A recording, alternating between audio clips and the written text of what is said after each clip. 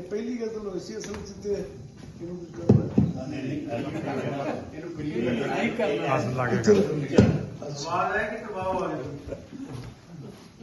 ਚਲੋ ਆਵਾਜ਼ ਦੇ ਬਗੈਰ ਵੀ ਆ ਜਾਂਦੀ ਹੈ।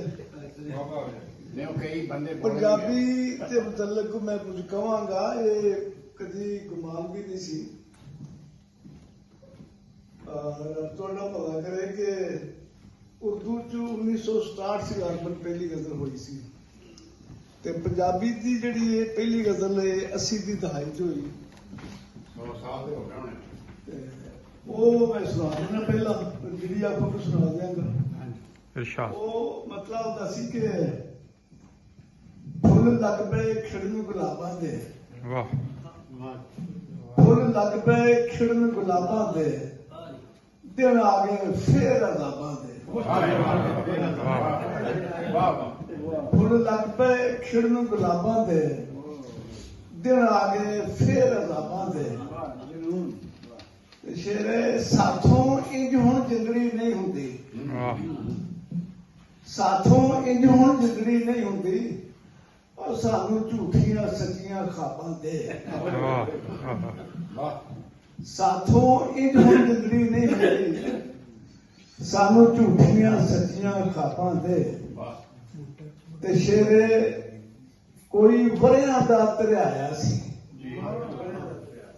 ਕੋਈ ਵਰਿਆਂ ਦਾ ਧਰਿਆਇਆ ਸੀ, ਮੂੰਹ ਸੁੱਕ ਗਏ ਵੇਖ ਤਲਾਬਾਂ ਦੇ।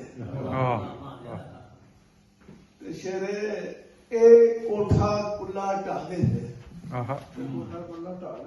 ਇਹ ਕੋਠਾ ਕੁੱਲਾ ਢਾ ਦਿੰਦੇ, ਇਹ ਅਥਰੂ ਮੁੱਢ ਸਲਾਬਾਂ ਦੇ।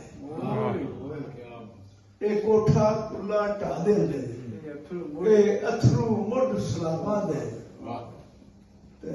ਸ਼ੇਰੇ ਕੇ ਜੋ ਪੜ੍ਹਨੇ ਆ ਉਹ ਦਿਸਦਾ ਨਹੀਂ, ਜੋ ਪੜ੍ਹਨੇ ਆ ਉਹ ਦਿਸਦਾ ਨਹੀਂ, ਉਹ ਸਾਜਾਂ ਨੇ ਢੇਰ ਕਿਤਾਬਾਂ ਦੇ। ਕਿਆ ਕਹਿੰਦਾ? ਜੋ ਪੜ੍ਹਨੇ ਆ ਉਹ ਦਿਸਦਾ ਨਹੀਂ, ਸਾਜਾਂ ਨੇ ਢੇਰ ਕਿਤਾਬਾਂ ਦੇ। ਤੇ ਸਾਨੂੰ ਨਸ਼ਾ ਹੈ ਕਿੰਨੀਆਂ ਪੀੜਾਂ ਦਾ, ਸਾਨੂੰ ਨਸ਼ਾ ਹੈ ਕਿੰਨੀਆਂ, ਸਾਨੂੰ ਨਸ਼ਾ ਹੈ ਕਿੰਨੀਆਂ ਪੀੜਾਂ ਦਾ, ਸਾਨੂੰ ਮਜ਼ੇ ਨੇ ਕਈ ਸ਼ਰਾਬਾਂ ਦੇ।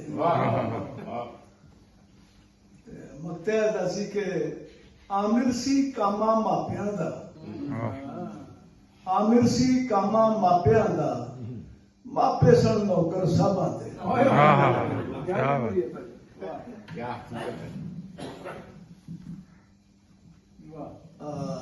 ਮਕਤਾ ਇੱਕ ਵਾਰੀ ਫਿਰ ਸੁਣਾ ਦੇ।